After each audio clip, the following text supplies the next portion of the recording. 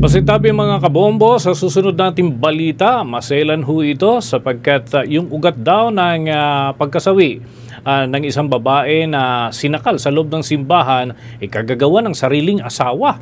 Alamin natin ang mas malalim pang kwento hinggil ho dyan. May balita ang Bombo Radio Cebu.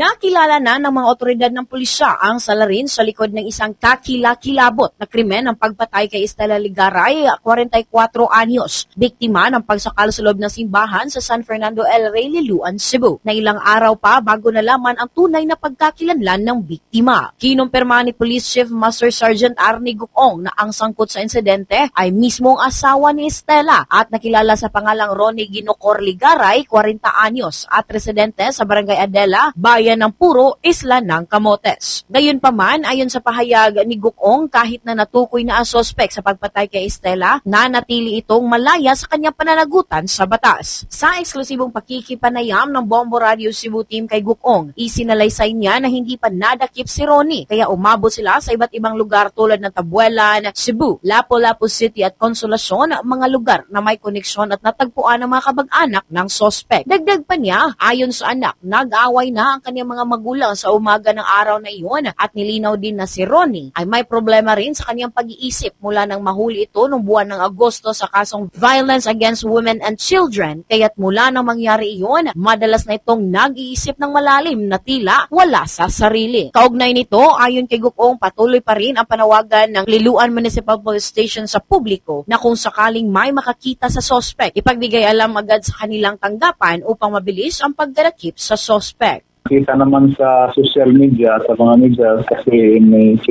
bibigyan na namin yung picture ng suspect. Baka pwedeng may makatulong, baka pagsabi sa amin kung saan na ngayon ang suspect. Mula rito sa lungsod at lalawigan ng Cebu, this is Bombo Irene Ardiente and this is Bombo Radio Philippines, the #1 and most trusted source on news and information. Basta Radio, Bombo. For the most trusted source of news and information, visit our website at www.bomboradio.com. Follow us on Bombo Radio mobile app, Facebook, YouTube, TikTok, and X, formerly Twitter. Like, share, and stay connected. Anytime, anywhere.